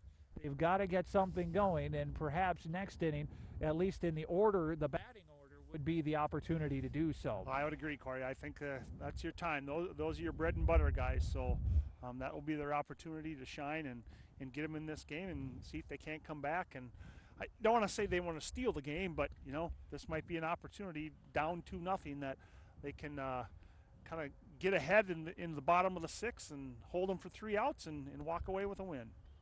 Yeah, so now we're going to see a new pitcher for Little Falls coming out there. And I know Mitch Boros got the start. It was tough to see if that was Jinx or Boros that finished that last half inning. But now there's a new pitcher for Little Falls, and we're going to get who that is in a second. It looks like, I wonder if it's Derek Poser? Yeah, it is going to be it's Adam Josephson. So Adam Josephson, a senior for Little Falls, will be coming in to pitch for the Flyers. And with that move, Little Falls, you can close the book on Boser's performance. If you're looking at a starter, one of the things you want to make sure they do is just give your team an opportunity to win. Whether Little Falls comes back and does so or not here in this one, 5 innings, surrendering 2 runs, just a few hits. It's unfortunate that they were back-to-back-to-back, but a solid performance and a quality start for Mitch Boser today on the mound. I think the Flyers would take that every single time out for him. To give up 2 runs, and like you said, I think there were only 3 hits given up, so the unfortunate part is they did all coming right in a row and a couple of extra base hits. So, nothing certainly to hang your head about.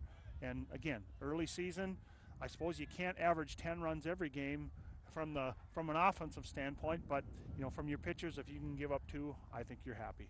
And for Josephson, this is an opportunity. With all the arms on Little Falls' team, here's an opportunity for a senior to come into the game. A grounder to short, the throw over to first. It got by Vetter. It was a little bit up the home plate side and tipped off his glove, but by Vetter at first, and that's going to be an error charged on Little Falls, and that will allow the hitter for Sartell to reach the first defensive error against the Flyers. Yeah, and bringing in a new pitcher there, Josephson, you don't like to see that. You like to see the guys behind you making the plays there and stuff. But again, just looks like the throw sailed a little bit on him. So let's see if we can get out of this.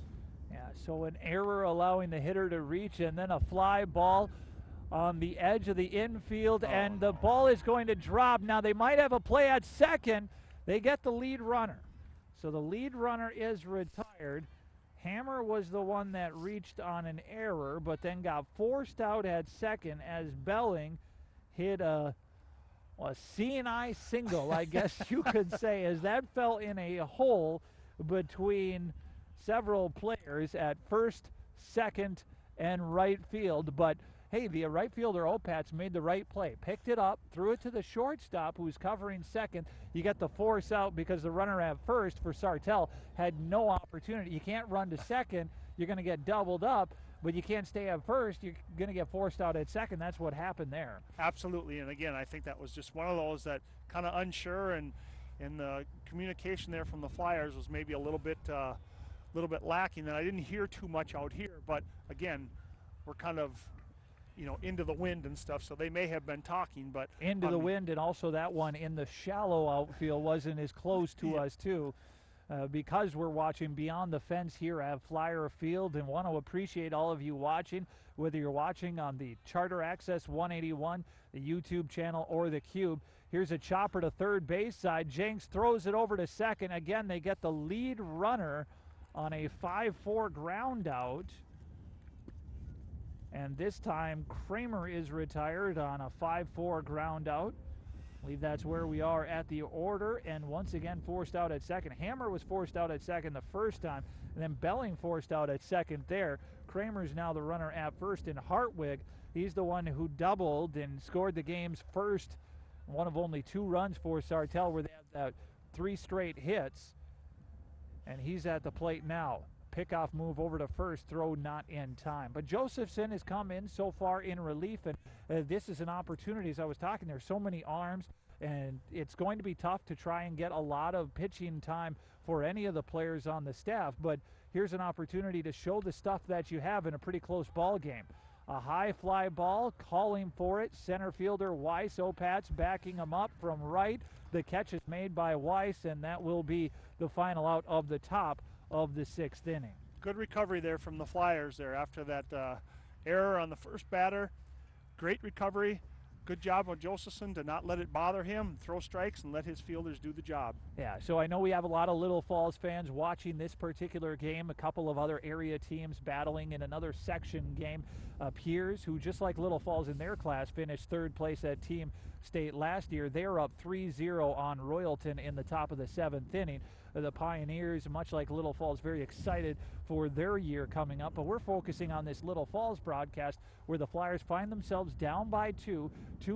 We're going to the bottom of the 6th inning, and the heart of the order, the 3-4-5 hitters coming up to bat for Little Falls. Well, I think this is our time, Corey. This is our time to move. If we're going to do anything in this game, now's the time. So it's time for the Flyers to seize the moment here and string a few hits together here, and let's get on top of this and steal this game from the Sabres. And I know we talk a lot about the heart of the order, and it's one of those things as broadcasters we lean on. Usually you got the table setters atop the order, the big power hitters or the cleanup guys in the middle of the order, and maybe some guys that get on base to set up the table again at the bottom half of the order. But you're looking this early in the season, I don't know that the lineup is set in stone by this time. So if you get a couple of players with some good games, this lineup could be fluent this early in the season. I'm sure Coach Kaditz is going to try some different things, and if there's movement that deserves to be made, he will. Absolutely.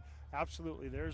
I think for the most part, you always have kind of your guys. Every team has one or two guys who you know are going to pretty much be penciled in as your 3 and 4 hitters. But for the most part, everything's open after that. So, So Jake Capan leading things off for the Flyers here. A.J. Jinks and then Derek Poser. Now, Little Falls love to get a base hit, maybe even a couple extra base hits this inning, but with the tying run in the on-deck circle, one of the important things, especially for Capan leading things off this inning, is to find a way to get aboard and start this inning off. Maybe Little Falls can get some hits put together and get to this pitching staff for Sartell. Absolutely. Let's get some pressure on them right away with 0 outs or less than 2 outs, and let's make them make the plays. Dylan Notch was the starter for Sartell. It's really tough with these jerseys from the outside to see if he's still the pitcher or not for the Sabres, but a swing and a foul tip, and Capan now facing what could be a payoff pitch, I believe, a 3-2 pitch upcoming, pivotal pitch in this ball game. Nobody out, bottom of the 6th inning. Little Falls down by 2 from the full windup. The Sartell right-hander misses high and inside. Might have only been a 2-2 pitch, so now it is a full count, 3-2. That one came up towards the helmet area of Capan, who had to duck out of the way, but a payoff pitch upcoming, 3-2, leading off the 6th inning. A fly ball that's going in foul territory, giving chase and not going to have room to make the play as it falls near the Flyer dugout. Capan will have another opportunity. Good at bat, good to fight that one off, to live to see another pitch here, and like I said, hopefully he can put it in play here. And so Little Falls and Sartell. That's the new pitcher? Okay, all right, so we're getting the new pitcher here, information for Sartell, and this one is a fly ball fielded in right field. The catch was made.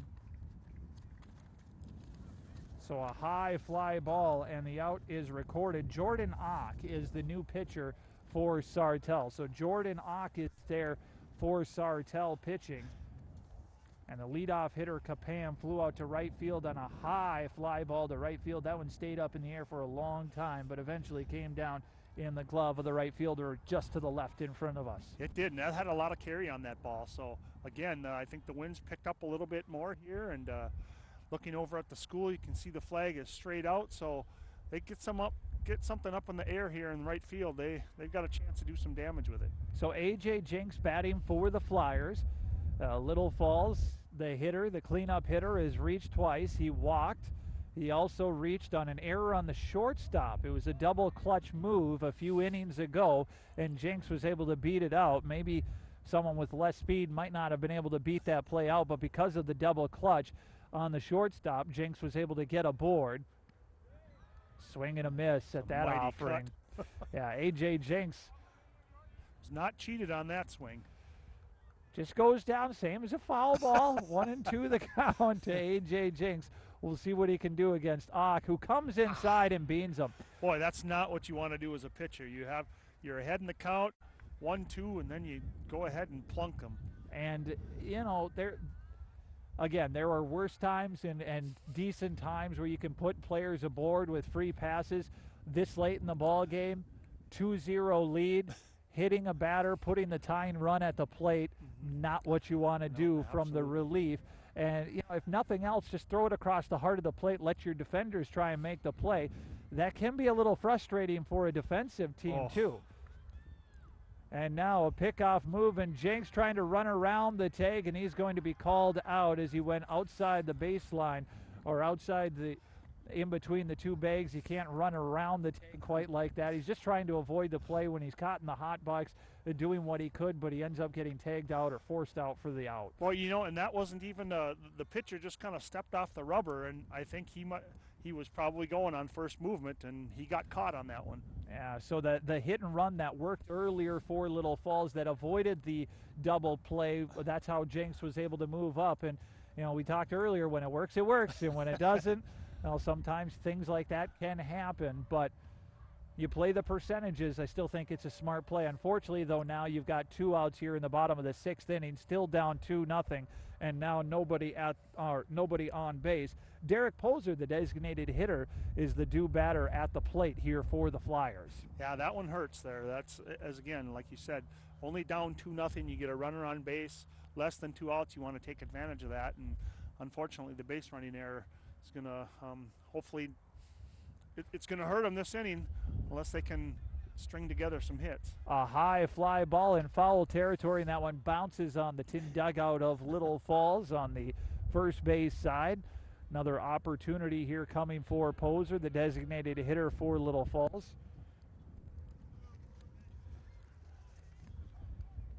Derek Poser, a senior. Listed as an outfielder today, was a designated hitter as Mitch Boros was the pitcher. Takes this one down. The count, is it 2-2? 2-2, I believe. With 2 down here, bottom of the 6th. See if we can keep the inning going here, keep it alive. Even a walk here gets the tying run to the plate. Yeah, it won't take much.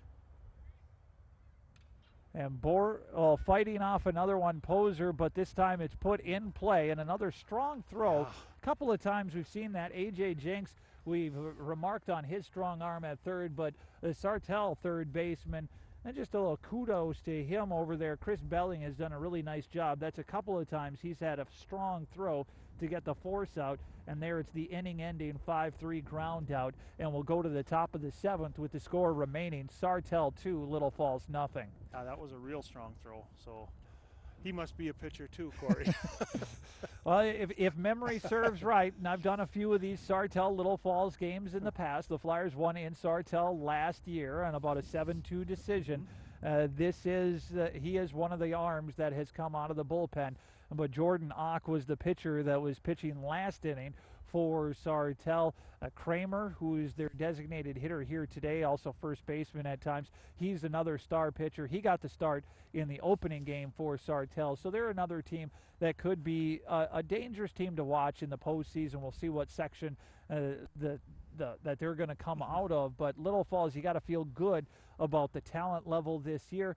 For today, though, they've just run into a bit of a snake bite, considering they had 15 runs the other day, 7 runs the season opener. Did not see this one coming here with being shut out in 6 innings of play on the home opener. Absolutely, and I think starting the game out, they again hit a lot of hard hit balls. They just happened to hit them right at the Sartell fielders, and I think that's just been one of those things that's caught up with them, that now they're not hitting them as hard, or maybe that's just with the change of pitches and just not getting the job done from the plate. And that being said, now Josephson working in his 2nd inning. He did not give up a hit last inning. There was the 1 error and then a couple of force outs, but Josephson working on his 2nd inning of work here has a chance if he can put a couple of hitters down. Maybe he picks up a victory. A hard line drive, and it rolls up the chest of Jenks at third base. And that, I think, is going to be ruled an infield single that time. Yeah, that was a very hard hit ball. Probably the hardest grounder we've seen today. So just kind of tied up Jenks there, and as you said, kind of rolled up his arm and off his shoulder and rolled the short where we made the play. And now we got one guy on, nobody out. And again, Josephson's faced with that kind of getting that first runner on.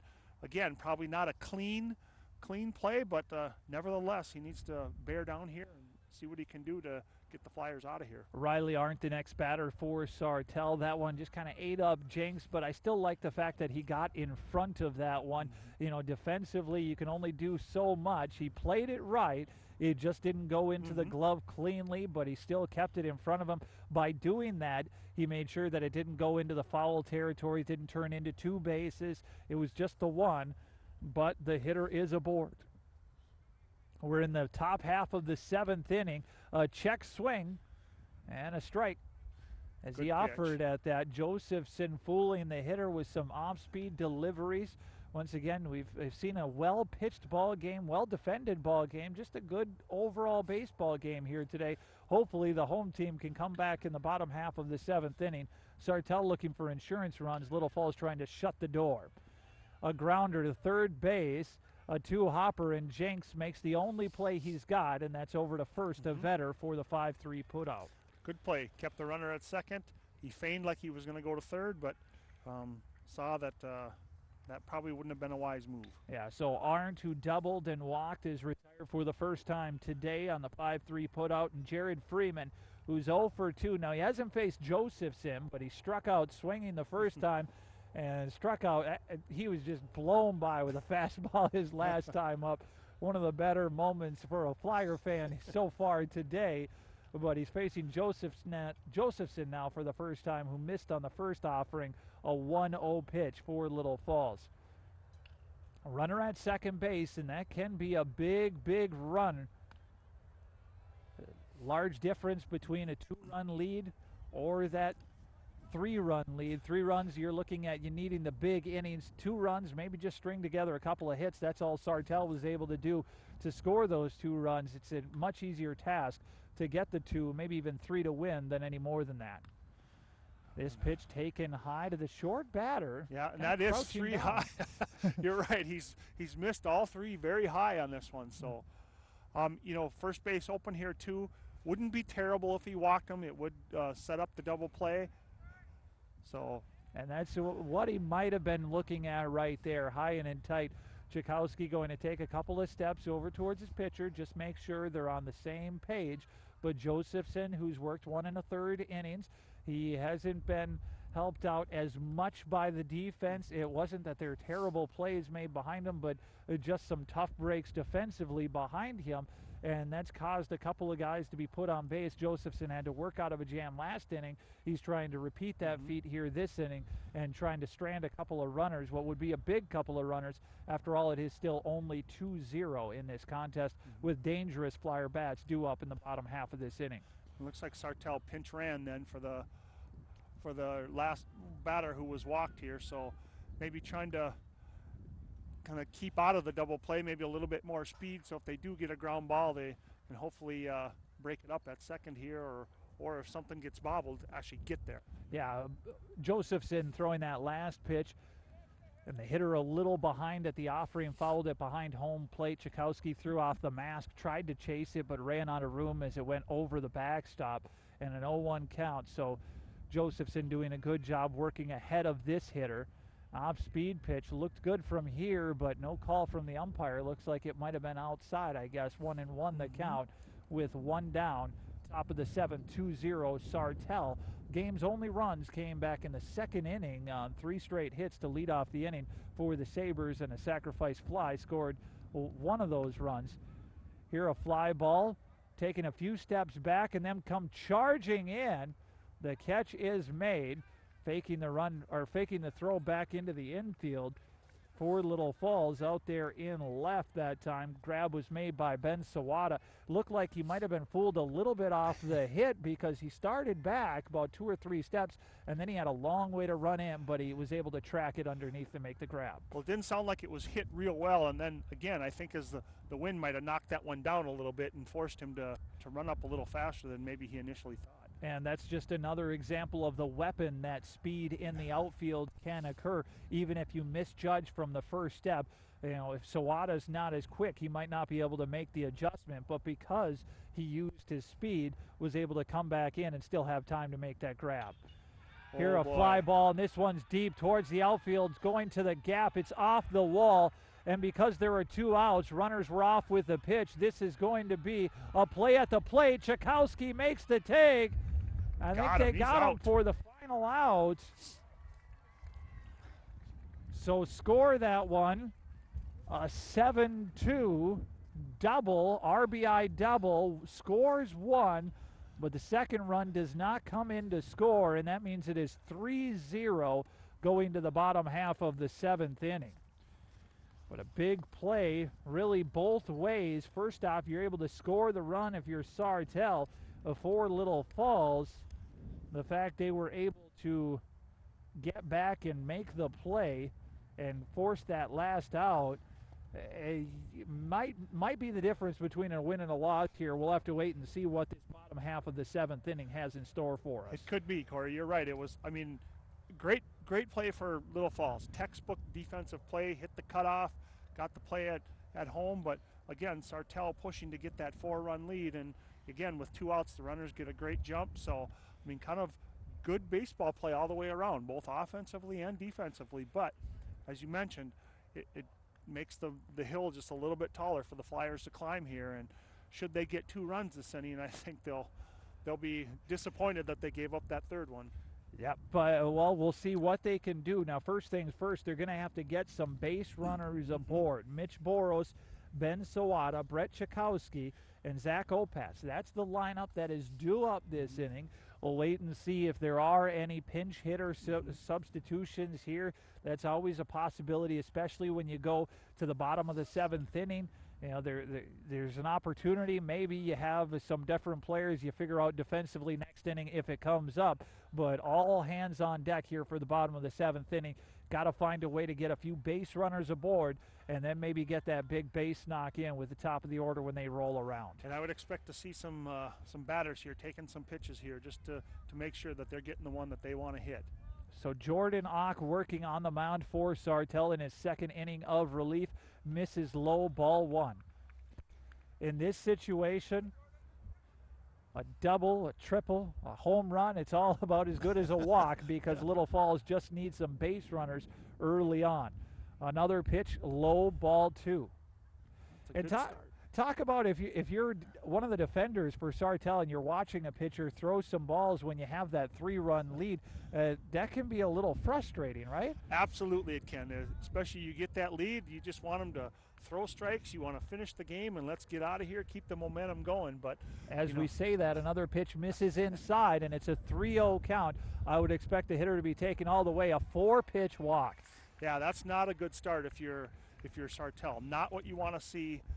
Especially with a 3-run lead, just scored a run, got the momentum going your way, and your pitcher comes out and throws 4 straight balls. Yeah, that was a 4-pitch walk, and it looks like it might have been a pinch hitter for Little Falls, as that was the spot. The spot that was due up was Mitch Boros, but and we can't see numbers here, so yeah, I don't think it was Boros' number, but we'll try and get a better look at that here in a second.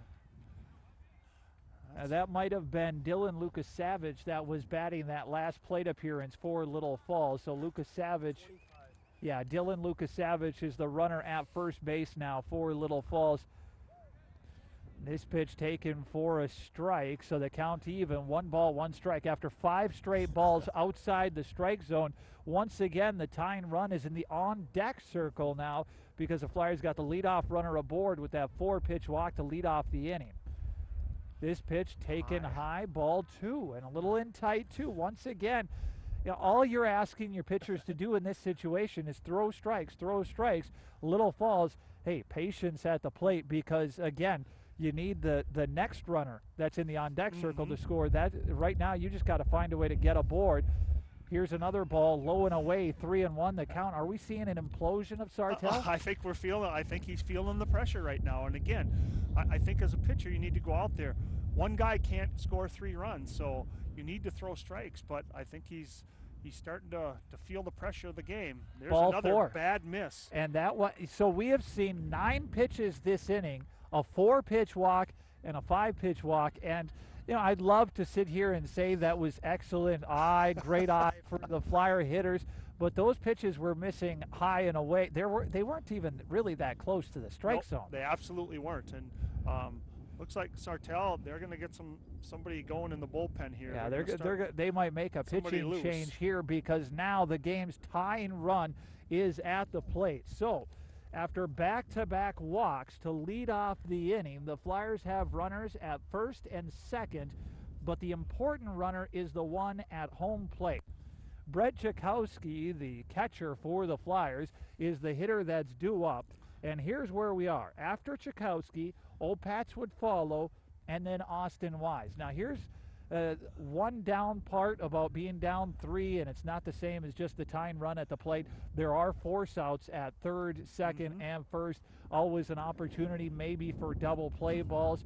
I'm not wishing that on the Flyer hitters, but it's something to keep in the back of your mind that you could be just one pitch away from all of a sudden no longer having the tying run at the plate and a couple of downs. So you have to take advantage of this opportunity while you have it. Well, and I think that's the key, Corey, with that having Sartell scoring that 3rd run. This takes away, normally in a lot of situations, you might be bunting the runners over to avoid that force right here and put the tying runs at in scoring position. We'll see if this is still Jordan Knock. I didn't see any warm-up pitches. I think it was just a conference at the mound, and he comes out with a ball low, 1-0 the count. So 9 out of 10 pitches out of the strike zone. Flyer hitters discipline at the plate, 2-0 the count. Once again, the tying run at the plate, nobody out, bottom of the 7th inning. Little Falls is down 3-0, but the Sartell pitching staff is really hitting a rocky 7th inning, and they're doing everything they can to just try and get out of this one. And this pitch taken inside for a ball. Now it might have been a strike.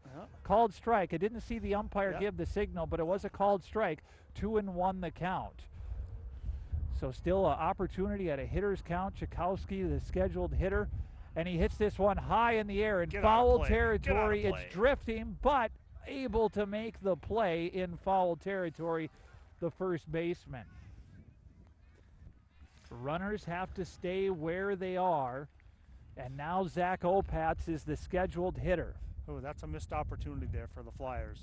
Ahead 2-0, pop out, you don't get a chance to advance the runners to scoring position, but let's see what we can do here. And Opatz is the hitter at the plate for Little Falls. He's got runners at first and second.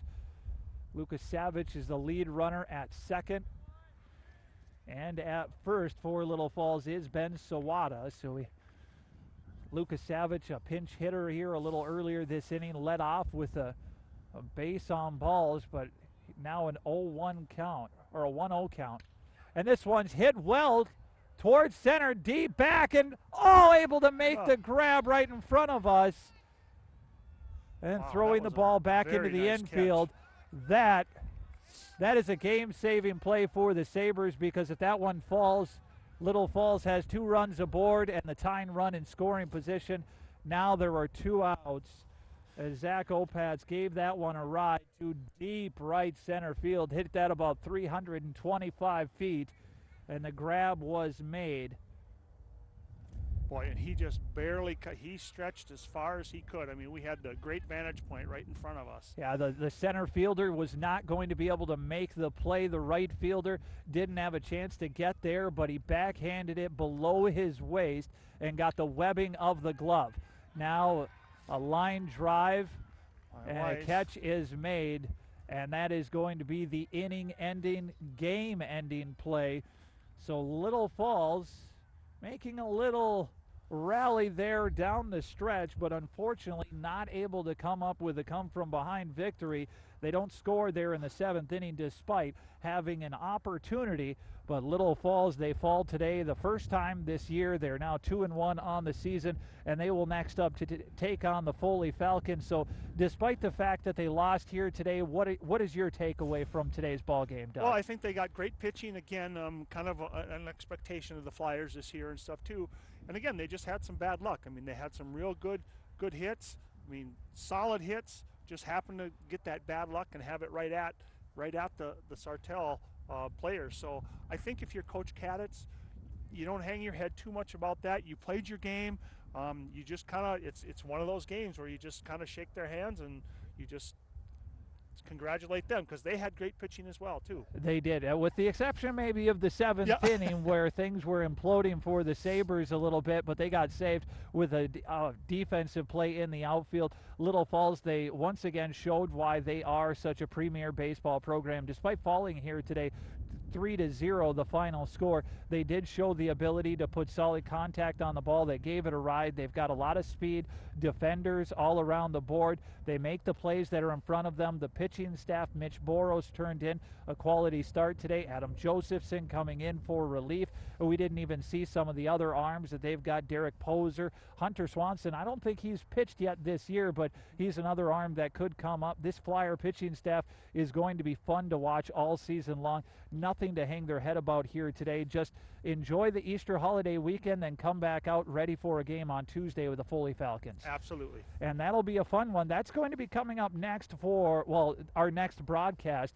here on Little Falls Radio. Just want to give a shout out to the Flyer Media production crew helping us out today. Bradley Youngblood working on the camera, Austin Moore on the camera, and Owen Kircher, the director for today's broadcast. Little Falls now 2-1 on the season. Sartell, after they lost their opening season game to Wilmer. They have now even at 1 win and 1 loss on the year, a 3-0 victory. Congratulations to the Sabres. Little Falls, hey, they'll get plenty of victories throughout the course of the season. They're just too good not to have that happen throughout the course of this year. But remember, coming up on Tuesday next week, Little Falls and Foley high school baseball back here on Charter Access 181, YouTube, and the Cube, and then also high school softball on the 24th, Little Falls and Albany, the Grand March. Those are some of the upcoming broadcasts for Flyer Media Productions. Corey Fink, glad you were able to watch and enjoy today's broadcast. And any closing thoughts for us today, Doug? No, I don't. I think, again, hopefully you can join us again here on the Cube, and I guess I'd like to wish everybody a happy Easter. And we would like to do the same. Again, thank you to Doug Dahlberg helping out on today's broadcast. That'll do it for us from Flyer Media Productions. Final score here tonight is Sartell 3, Little Falls 0. Enjoy the evening.